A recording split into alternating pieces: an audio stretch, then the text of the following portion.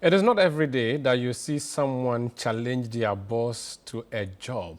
Well, that has happened in the National Democratic Congress in the just ended primaries of the party. At the end of the elections, or before the elections, there were only two candidates, even though there were three or even four at the beginning. So the two who finished the race have seen their smoothness level respectively. And one of the only candidates who remain in the contest, aside from President Mahama, is my guest on Face to Face today. We're going to do a post-mortem of the election and also talk about the future of the NDC. My name is Omar Rusanda Amado. You're welcome to Face to Face.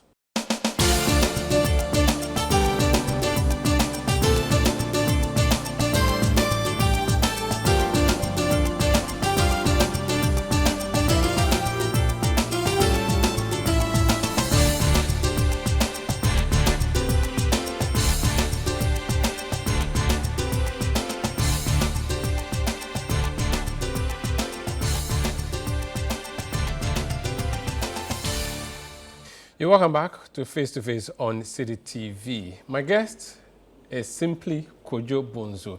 It's a name that is known everywhere in this country.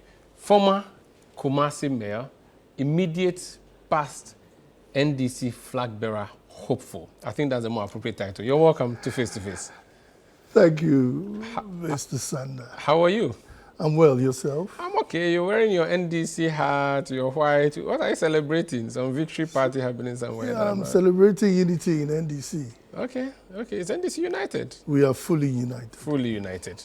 How are you, though? How was the pre-election stress, the post-election stress? Have you recovered? Have you taken enough coffee? You see, yes, I've recovered. It's the tiredness. I mean, I've been to the nooks and crannies of this country, and I clocked 18,700 miles. Wow.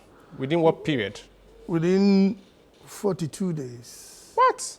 Yes. We clocked it, we wrote everything down, and that was it. We went everywhere. Your family endorsed this, that you should go around the country like that? Don't bring that matter, Umaru. Mr. Sander, it's not something that I really want to talk about because they're not happy, but hey, I want to do it, and I'm doing it. Have you always been a politician, or you joined politics on the road? So are you the type where politics is in your house, in your family, or you're the lone guy who left the family, I'm going to be a politician? Did you start from beginning, maybe school days, or you joined midstream? How did you become? I call myself as a sportsman, okay, a football or sports administrator. But you see, politics is a bit in my roots. My father was a military attached to the Workers' Brigade frame, but my mother was a politician in a way.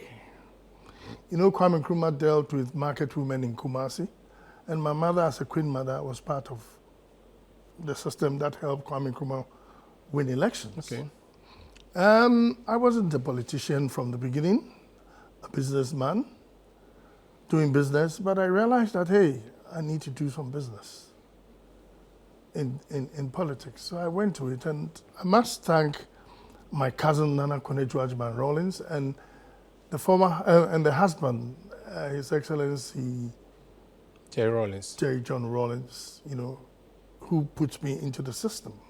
So you joined politics when Rawlings was still president, or during Kufuor's time, or during Mills' time? What time did you join politics? When Rawlings was still a president. Okay. What roles did you play at the time in politics? No, I wasn't. I was behind the scenes. Okay. We're putting together things to make sure that we form a party. In the beginning, Captain Chikada pushed us into a party called Heritage. I think it was headed by, what's his name? Was a general in the military. Okay. Is it Eskin? Yeah. General Eskin? Yes, party. But it was all part of the CPP group, you know. This was before NDC? Before NDC or pre-NDC. You know, we went to CPP group called Heritage, and we started, but we all realized that it is NDC that we wanted. So we came back to NDC. So I wouldn't say I've been a politician all along, but I was behind the scenes pushing it. But I ended up becoming a politician. Did you contest any party position at any lower level before? I have never, ever. So this is your first time? Yes, I'll say yes. That's a very bold shot that you've taken. You call it bold, I call it normal. It's very normal for you. Normal. I won't let this pass. Konedu Ajima Rawlings invited you to NDC, and she left the NDC for you. You didn't tell her to come back. Don't worry, she'll be back. Oh, are you sure? Oh, yes. It's Don't not worry, too late with now. time. You see, come back to what? When? It's over, it isn't doesn't matter. She can be an elder in the party because she was part of it. Let's not take that from her. Yeah. It doesn't matter. But she left and created another party. It doesn't matter. Two wrongs don't make a right. Okay? And I believe that we need numbers, and politics is numbers. Are you sure NDC needs her numbers now? Because the NDC Look, say... even if she comes with 20 people, it's still number. It's still numbers. Because you win an election 50 plus 1. So even if she brings in 50%, she has numbers about different numbers. You know, she did well, I think, in 2020 or 2016 in the Volta region. So why not? I believe that if we all come together and unite, it makes our party stronger. So is it your hope that she returns, or you are sure she's returning? Oh, my hope. Or are you asking her to return? I'm asking her to return. Have you had private conversations with her about that? We spoke about it, not into it fully. You know, she's somebody who is a bit hurt, and we need to sort of wash it off slowly and gradually bring her back into You think the system. NDC party wants her back or would welcome her back? Why not? I know you're a Congress, but sometimes the Congress doesn't want some of the pillars. It doesn't matter. You don't do that. I don't see it's a correct thing to do. I believe that we all need to come together because we are from one big family. So if we are together, we get more numbers so that we can suck these people into the bush. So you're speaking directly to her to come back, to let you join? As the French would say, petit à petit, les oiseaux font au nid. Oh, I see. So slowly by slowly, we would do it. So you were fully Kumasi person and doing NDC? Yes, I'm an Ashanti royal. My mother is a queen mother of Ofenso. My dad is from the Ashanti royal family. He's a Mensa Bonsu. Okay. Born in Kumasi, came to school in Accra, and went to the UK to do some years there, and I came back to Ghana. So if you say I'm a Kumasi boy, yes, born and bred in Kumasi. And I'm saying that because that's a stronghold of the NPP, and you are doing NDC in Kumasi. I'm just trying to see how easy or difficult it was. I'm a different person. I mean, most of my friends and my brothers are all NPP. Really? Yes. Do you have family members in NPP? Plenty. Like who? My sisters, my brothers, my cousins. Any notable names that you want to mention? Notable name in NPP? No. Okay. But they're involved in... They're part of NPP. We are brothers. We are close. So, student days, university, were you in No, I haven't been to university before. You've never gone to university? Never. What have you gone to? I did only courses, diploma courses. Wait. So you went to secondary school? I went to Tamale Secondary School. Tamasco? Tamasco, yes. And then when you finished? I finished, it was so interesting. When I finished school, the day before I finished school, my mom passed on. Sorry. And my mom was the breadwinner. She was the one who, she was my real mom. She loved me. We did things together. We traveled together. And I felt so sad that she passed on because she had taken me to the whole world, traveled everywhere, been to places, and I really looked up to her, and she passed on. Were you able to write the SSCE? No, at that time we used to write O-level. I'd written O-level already. The day before I want to go home, finish, that's when she passed on. So then you went home and decided you won't go to university? Went home after a funeral. My brother-in-law and my sister. My brother-in-law was the director of Chief Protocol for Kwame Nkrumah, Mr. Kofi Dako. And my sister decided that Kojo, a sharp boy, let's take you to the UK. They found a school called Drayton School in London for me. When I went, it was in the summer, so I had a job. What job? Were you washing plates? Oh my God. Look, you won't believe it. I was working for a company called Shaw, pronounced William Shaw. Okay. You know, they do sandals and chiropody. So in a way, I was trained earlier on as a chiropody assistant. This was way before the Kumasi shoe factory was revived. Long before. Long before. So when I went in there, I enjoyed it. And I was being paid £75 a week. It's quite a lot of money. In what, 80s or 70s? Late 70s. Okay. So I went to England, I got a flat on my own. I used to live with my brother. I got a flat on my own. And as I was living there, my friends from Ghana would come on holiday to UK, and I was paying the bills. I'd take them to the shop. I was always a businessman anyway, but I was working for Shaw. So the school that they got for you in London... Let me tell you the story. Abba, Alaji Sada, Rashid. I'm sorry. So they found a school. I was there in June. September 16th, school reopens. I've gotten everything to go to school. But Charlie, the money I was getting was interesting. And everybody was waiting, you know. So my brother and my sister-in-law, that is my senior brother, I was putting up with in London. They were all angry because the school was closer to our house, Drayton School. And they were waiting for me to go to school. I was not interested at all. You're doing because business. I was making good money from the work I was doing. I got my own flat. I was paying for all my bills. When my friends come, you know, they've started boozing, so I could buy them, you know, some kinds of, is this special brew? Okay. I was a teetotaler then.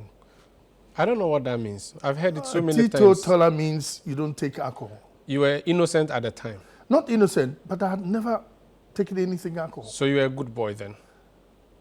Thank you very much. At the time, though? No, thank you very much. It's a compliment, isn't it?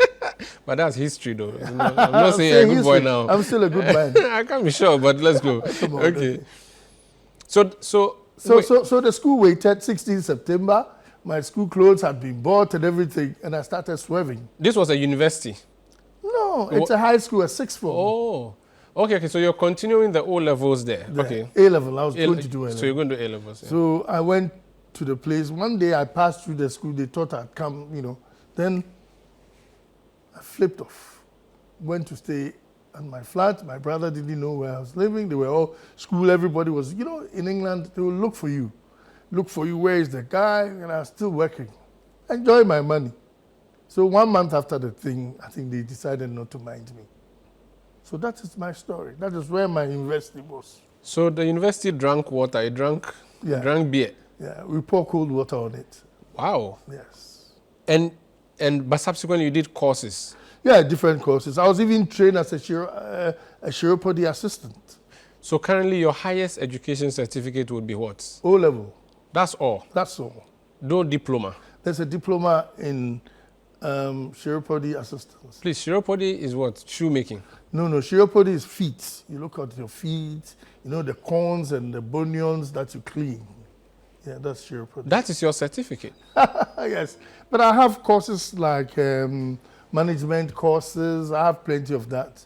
Training, you know, into business and insurance trading and that sort of thing. And you don't ever plan to go to university? Not at this age? Again, at this age, I'm an old man now. So, okay, then when did you come back to Ghana? I came back to Ghana 1982. Okay, many years before I was born. 82, I was coming in and out, but I came fully with a concert, a musical concert, Osibisa, and the musical youth. That brought me to Ghana. At that time, Ghana hadn't seen any big-time concert. So I brought them, and we had a big-time concert at Accra and Kumasi. So since you came back, then you've been doing entertainment alongside the business? I was in the entertainment business. I brought Kool and the Gang to Ghana. I brought these boys, what's his name?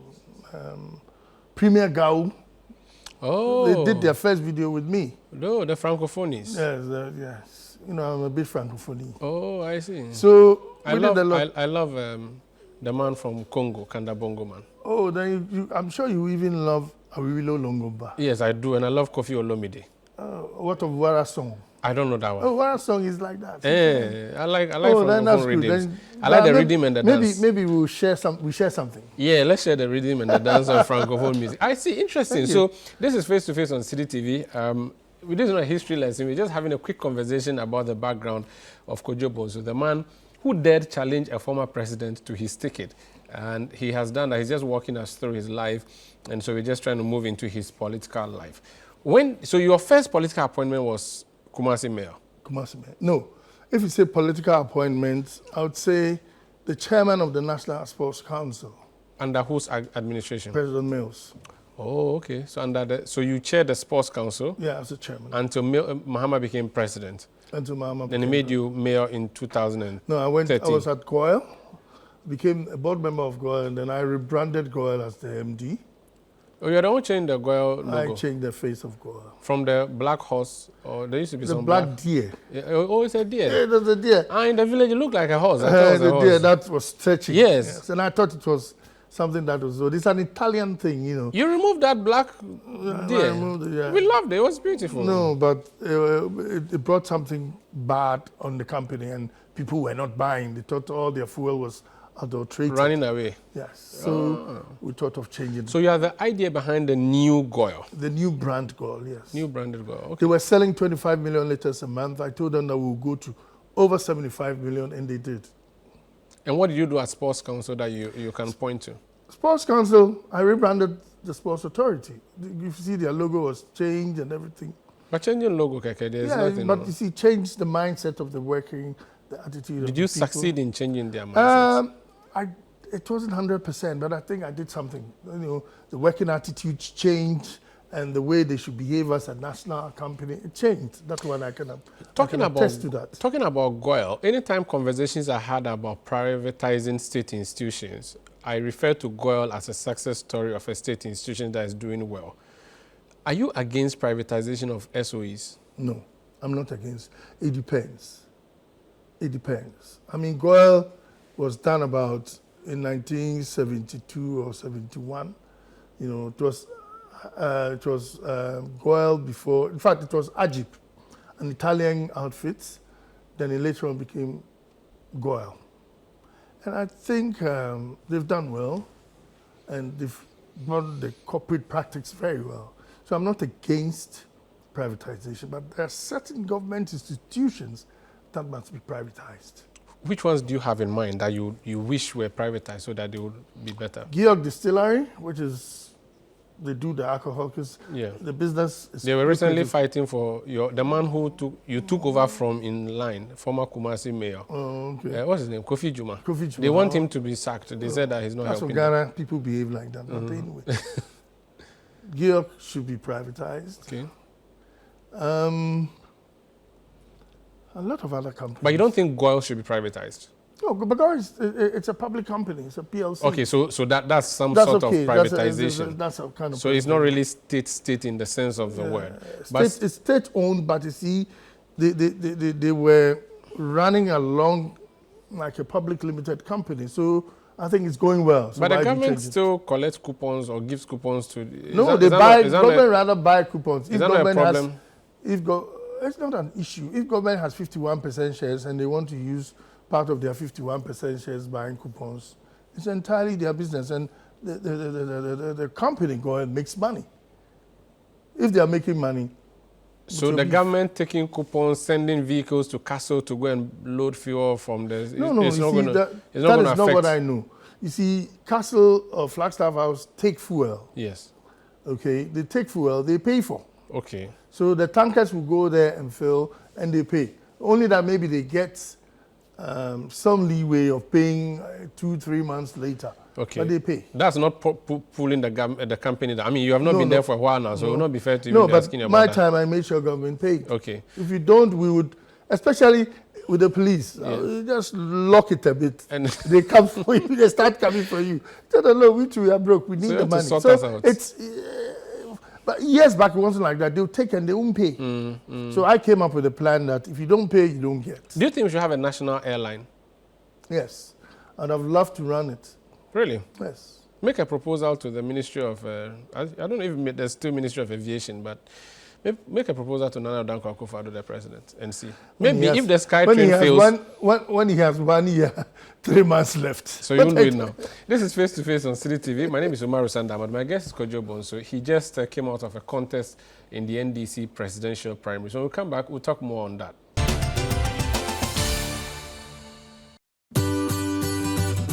Citi TV is live on DSTV. Go to channel 363. On GoTV, access Citi TV on channel 182.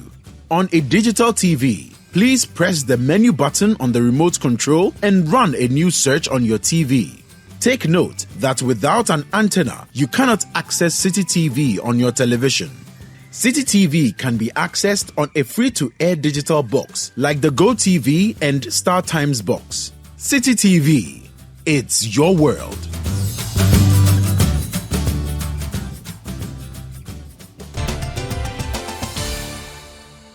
You're welcome back. This is Face to Face on Citi TV. My guest is Kojo Bonsu. Why did you decide to run for NDC flag bearership?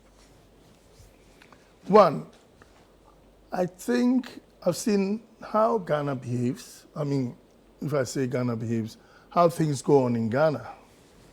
But I believe that God has given me good brains, good ideas. Everything I touch is gold. So I just said to myself, why don't I try it?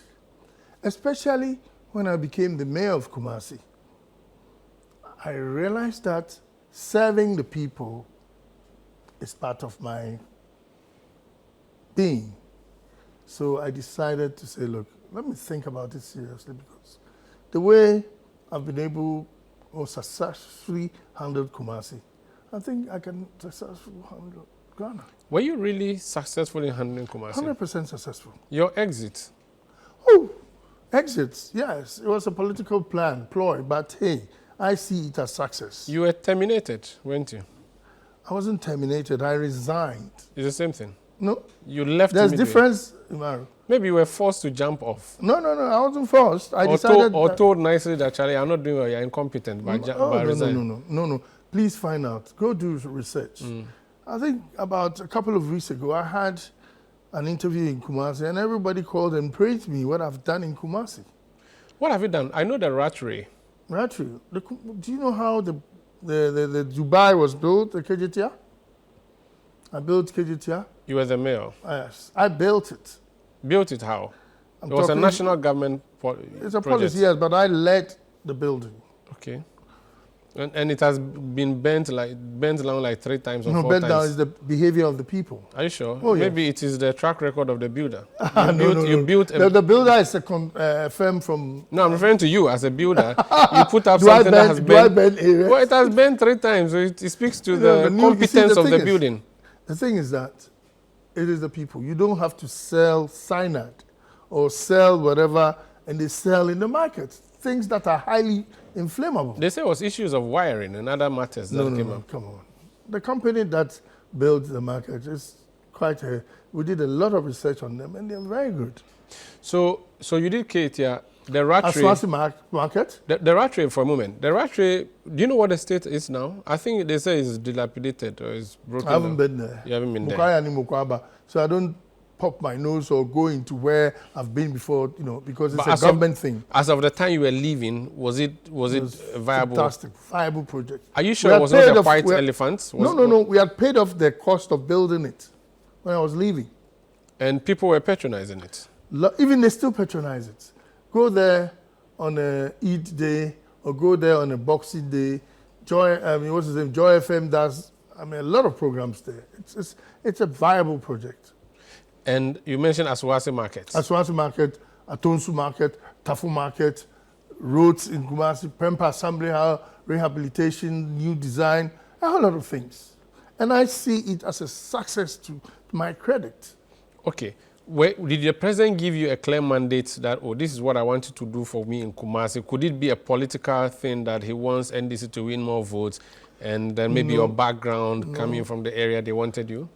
I've heard that you even had issue with the royalty over there. Did you I'm know? a royal, so if I have issue with royalty, there's nothing wrong with it. No, but I mean, if you There's have... no issue.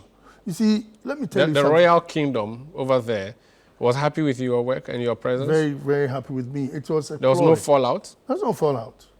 He's my cousin. So there was no fallout. Let me tell you something. It was a ploy. And I think NDC told the line. You see, they knew if I was the mayor, winning elections there would be very difficult, which Chairman Wontumi went and said it on TV the other day, that if I was the mayor, it would have been very difficult for them. So all that they had to do is find a way of getting rid of me. And our party followed it. But I am very confident. Why would they ploy? Why would they plot to remove you? Because I'm firm. So was but the royal people That are not royal politicians. thing that people say, it's not true. It's neither here nor true. What? I was very firm.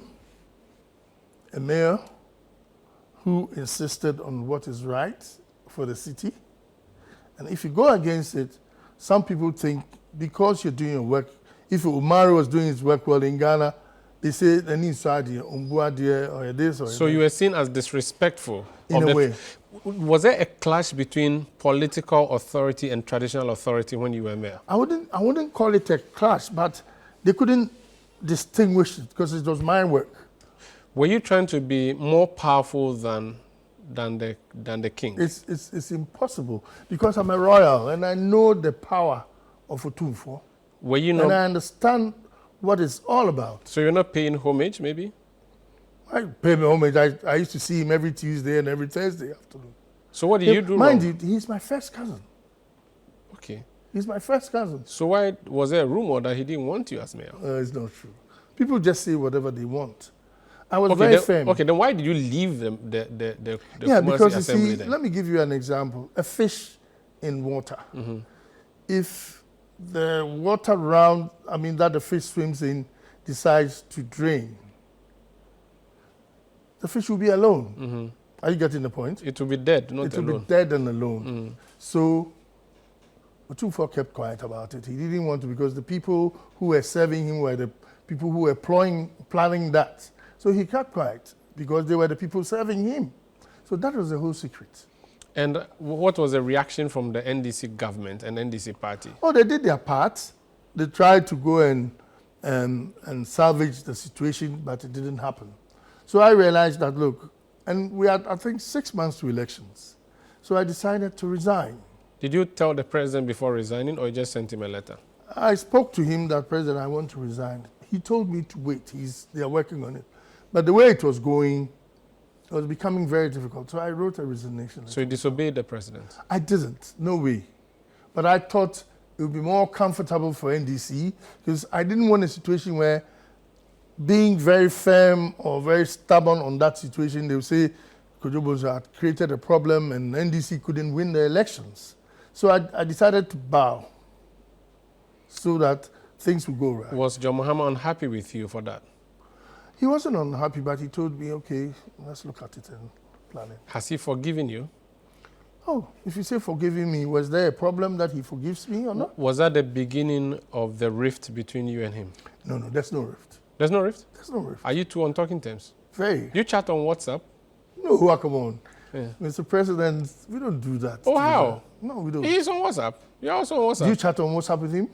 No, I've never been his appointee. If you don't chat. No, I've never been his appointee and his friend. You are his friend, aren't you? No, even when I was a mayor, we never used to chat on. He's a high-level president. You have to give it. Let's give him that But he's respect. also down to earth. He's down to earth. Umaru. Okay. Okay, no problem. No WhatsApp. Do you make phone calls? Do you talk Yes, on the once phone? in a while he calls me. He tells me, Kojo, this is what we were doing in Kumasi. Okay, can you change it? Can you do this? So this was the time he was president. I'm talking about after you both... After I've run a campaign with him. No. 2020 campaign, 2016 campaign. So after all of that, you've been talking? Very much. Prior to these recent primaries, you and him have been talking? Yeah, we met at Dr. Buchi's birthday party. Okay. And we had a chat, we had drinks together. We were very fine. Did you tell him you were going to challenge him to the flag bearership? No, it's a contest, it's not a challenge.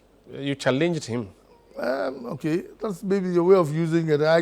It's not a challenge. I believe that is a contest. Fine, you contested him. Did you tell him you were going to contest him? I didn't. Did you, before you picked nomination forms or even before starting campaigning, did you mention to him at any point that, hey, I want your job? He personally no, but I told a lot of his friends that. Why didn't you tell him? Oh, I mean, it would mean that you two were fighting. No. Did you not tell all your friends that you're running? No, not everybody. Okay.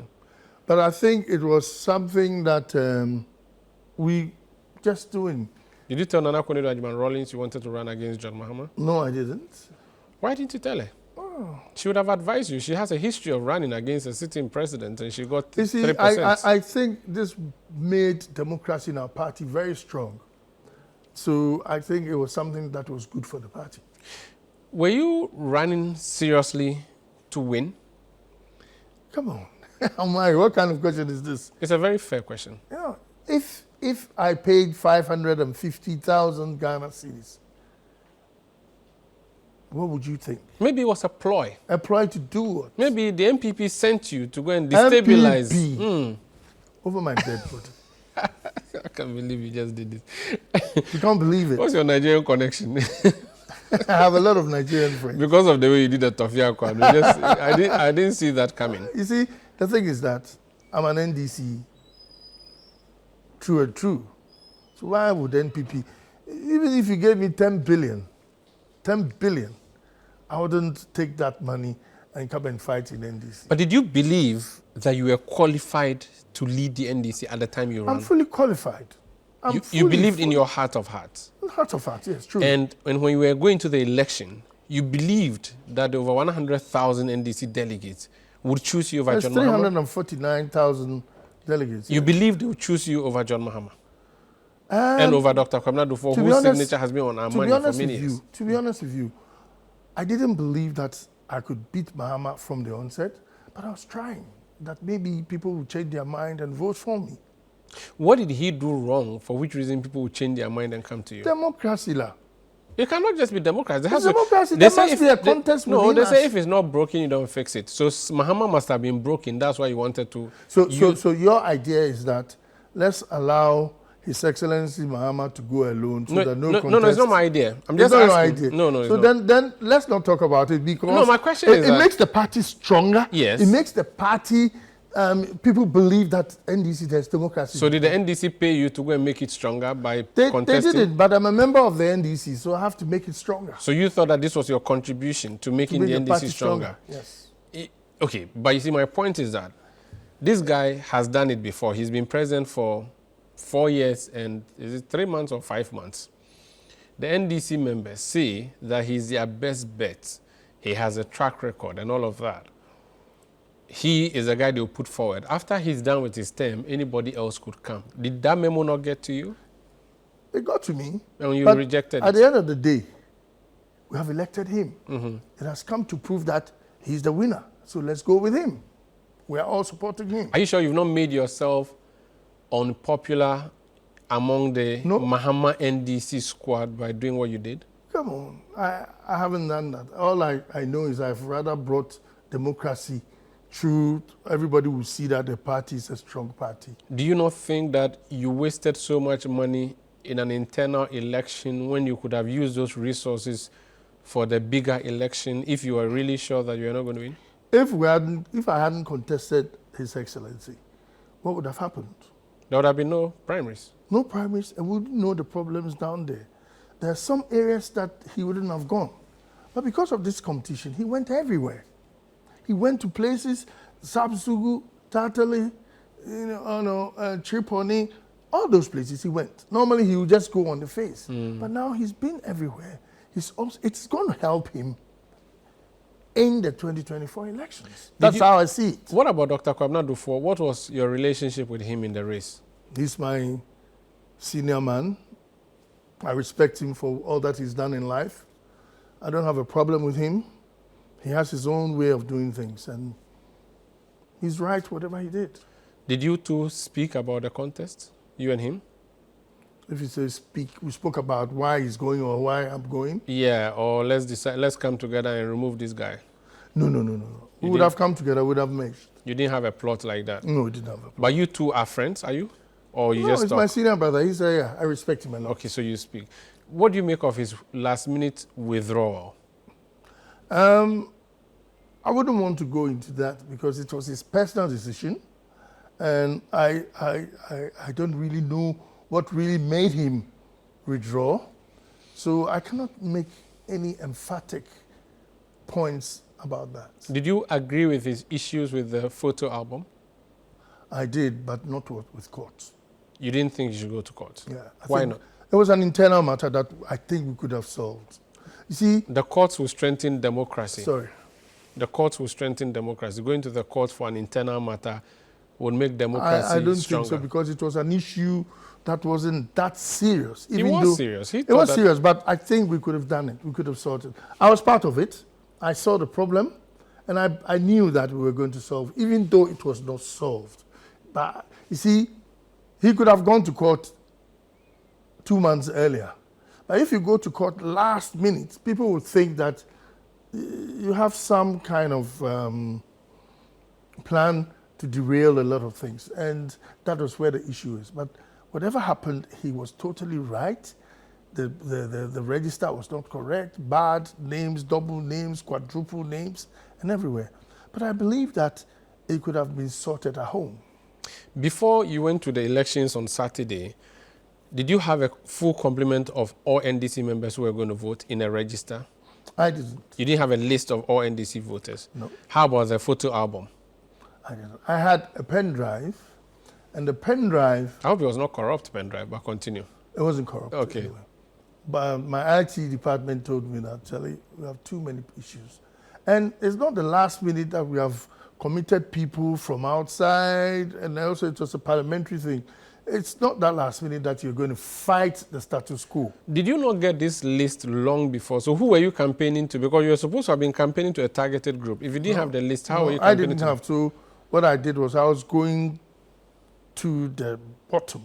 For all you know, you were going to PNC people and MPP people. But I know them. So you misdirected your campaign? Oh, I don't think so. I don't think so. I went direct to the people. You know, I was doing stealth campaign going down.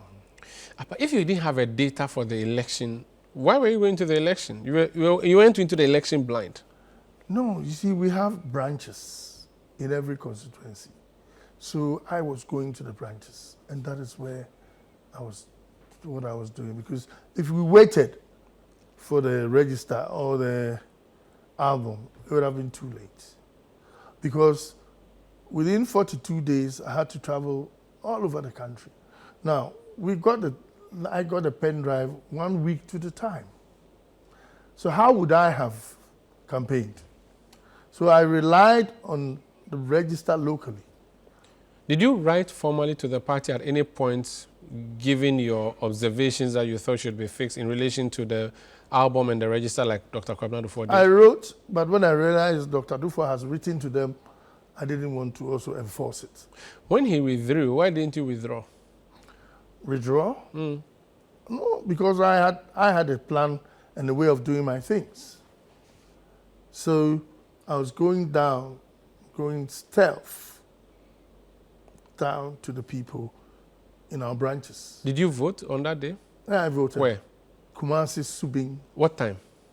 About 9:15 in the morning. So as of 9:15, when you finished casting your ballot and walked out of the voting booth, did you think that by 4 p.m. or 5 p.m., when it's all done and dusted, you would have been declared flag bearer? Were you really thinking of that when you walked out of the polling station? Yes, when I walked out, I mean, you know, people would cheer you up, all the people in the queue. They give you fake fans. Yeah, that's right.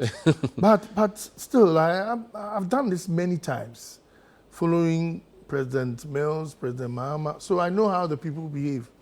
I knew it was going to be difficult. It wasn't something that was going to be just like that. No. So you didn't expect to win? Yeah. But you expected to do better, I'm sure. To do better. Yes. Did you win in that polling station, though? No, I didn't. What was the vote? I got about 46 there. That's bad. You think so? In your own home? Subing is not my home. I mean, where you voted is your home. Okay. Subin, yes. You couldn't convince Subin people. How could you convince Esojaman people? I even did better in Sisala than Subin. Than Subin. What did that say to you in terms of delegates? You see, it showed that if you work closer with the people, it will help you. If you work closer with the people, and that is what in Sisala area when we went. That's Tumu and Golu. Yeah, Golu. Yes, Tumu and Golu. We did well there. What did you do differently there that you didn't do in your own backyard? I think when we went there, I think eating with the people, talking to them, doing the door-to-door is a secret in this country. Did you follow the coalition as it was happening? Did you have people who were at all the voting centers during the coalition? Yes, what we did was we were collecting our votes. We had a system to collate results. So you had agents everywhere? Yeah. And they gave you... I mean, I wouldn't say everywhere, about 98%. Some areas I thought there was no point. So you left them to their fate? Yeah, no, because I knew at that time, I knew 2/4 people were there, so I didn't have a problem. But lo and behold, last minute he came out of it. Okay, so you were following. At what point did you get your national picture so that you knew that, oh, this is how badly I'm doing or how well I'm doing? When are you talking about after the election? Yes, after the election. Oh, around 6:37 when the results started, because I have a chart. I have a system that every constituency feeds is dropped in there. And I saw the pie chart and the graphs. And you realized that... I realized that no, it looked good well. So I called President Mahama instantly. There and then? I called him around 6:45. What did you say to him? Your Excellency, congratulations, you've done well. I said, oh, Kojo. He laughed. I said, yes, oh. But he also gave me that, look, Kojo, you've done well. Had it not been you and, I wouldn't have taken things very easy. So this brings our democracy in the system very well. So we thanked him and said, oh, I'm in Boli. So when I come to Accra, we'll talk. Fantastic. Have you met since? Yeah, we met at, Kumeu. Okay. On Friday, we went to see the chief and people and see how the elections were going. And you had a conversation? Yeah, we had a chat. Did he tease you? Oh, because I know he's a tease. No, he didn't tease me. He didn't tease Actually, normally he calls me Mr. President. Oh, okay. So he's a tease. Yes. So, but this time around, he didn't tease you like, oh, worry. Oh, you didn't see that. He says, oh, Mr. President, how are you? I had to say. And we went to see the chief. Did he ask you to join his campaign? He hasn't. He hasn't. So far, how has the reaction from the party and John Mahama's campaign team been to you like? How do you feel isolated? Or you feel welcome? No, we are less than 2 weeks old, so you can't say that. It's too early. It's too early to say that. But look, it's unity we are looking for. The most important thing for this party is 2024, that we're going to come together. Mind you, I'm a unity person. I created Unity Walk. Do you remember? Yeah. So I'm somebody who would bring everybody together to go and fight and win power 2024. The defeat you suffered, it didn't give you headache? That night, were you able to sleep? No. You were able to sleep? Yes, why not? That you spent 500,000 cities down the drain? I spent only 500,000. Yeah, I mean, maybe 200,000. I mean, maybe 2 billion. Maybe, I don't know, plenty of money. And that night when you lost like that, like you didn't get nothing. You didn't worry. Yes, I wasn't. Will you run again in the future? Why not? It's long life, that will let me. If I have good health and long life, why not? This is Face to Face on Citi TV. My guest is Kojo Bonsu. He ran and lost the NDC primaries. Now he says he's focused on removing the elephant from the Jubilee House. When we come back, I'll ask him how he's going to do that and what's wrong with the elephant.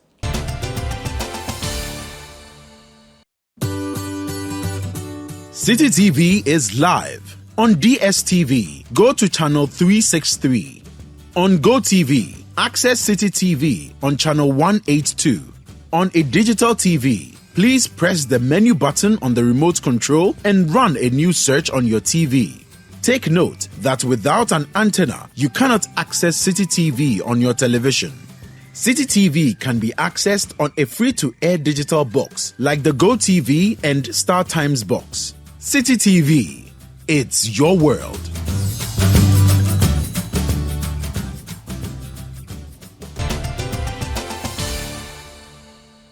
You're welcome back. This is Face to Face on Citi TV. My guest is I think I can say a failed NDC flag bearer hopeful.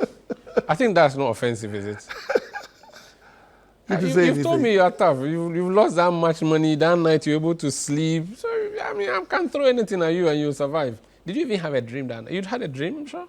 A dream? Like that night you only slept, like you dreamt nicely, you slept. I wouldn't be able to sleep for 1 week. Really? Mm. Oh, if you know the system, I've lost several elections that I've gone through it. Who funded your campaign? Where did the money come from? Come from myself and friends. They came together collectively, gave you that much money? They'll come, say, oh, Kojo, here you are. Take this, we support you. Take this, support you. And you signed that check and went to pay to the party and then still spent more on campaign. Yeah. Set up a campaign team, paid all of them, had vehicles, all of that. No regrets? No regrets. If you had another chance, you would do it again? Definitely. If this opportunity came, you would still do it? That's right. I see. No regrets at all? No regrets at all. What is wrong with Nana Akufo-Addo's government? Plenty. If we say we're going to talk about it, we won't finish today, tomorrow. Plenty. You see, they are not cutting their coat according to their size, so that is what has brought us to this situation. 50 Land Cruisers going on in a convoy. To where? To everywhere. Traveling to Kumasi, traveling to Tamale, a whole lot of cars. Now, if you quantify the value of the cars, plus people in the car, plus hotel bills, feeding, accommodation, and everything, you see that it's a lot of money. And I believe that if you do that in a system, you are not going to achieve what you want to do. We have a lot of problems, health issues, school education for children, and a whole lot of things. So I believe that they didn't do well.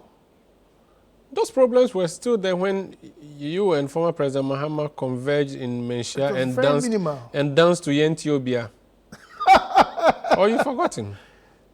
If you dance to Yentiobia, it doesn't mean that you are not Tieniobia. No, that's actually literally No, that was not because of it. You drove V8 to Kumasi, Menchia. How many V8s? No, I'm sure many many. V8s? I'm sure Were you counting them? No, I wasn't counting. So you should have counted. This government has more V8s than NDC has. What are you using to compare? What are you using to compare? I've counted vehicles that we used and the vehicles they used. You were there for 8 years. They are just there for 6 years now. 8 years, how many months or how many? About 17 months more. Yeah. And I think everybody can feel it. The country is just going mad. Look. They say they'll break the 8. They'll break the 50. You don't believe? Oh, my friend. You wait and see. The campaign is going to start. We are not going to sleep. Oh. You're going to campaign? Seriously. And your message to Ghanaians will be that one? Don't worry. Do you want to know our message? Yes. It will come to come out soon. What if they don't invite you to the campaign? It doesn't matter. I'm still NDC. And I still will fight to win power. As President Kufuor said, it's better to be a messenger in a ruling party than to be a general secretary. It's a general secretary in an opposition party. So that makes it. So I'll fight for my party to win power. And when we win power, the party will come. At least I'll be able to sleep. Or I'll be able to do some consulting, some small business. But you can still do it now. This party. This government, they won't give you NDC money. They are, how do you call them? They make business, they are business-friendly party. Are you sure? Are they not? Yeah, but they don't. Have you seen any NDC man that they've given serious business? Did you ask? Did you go to look for any job that they refuse to give you? They say, oh, Kojo Bonsu, they're NDC ever, man. Or did they, anything like that happen? You watch it. I won't even go for my name to be disgraced. I won't even try it. Before NDC wins the national elections, you need a chunk from the Ashanti region. You are from that region. You know the behavior of Ashantis in terms of voting in national elections. What guarantees do you have that Ashanti would fall for NDC?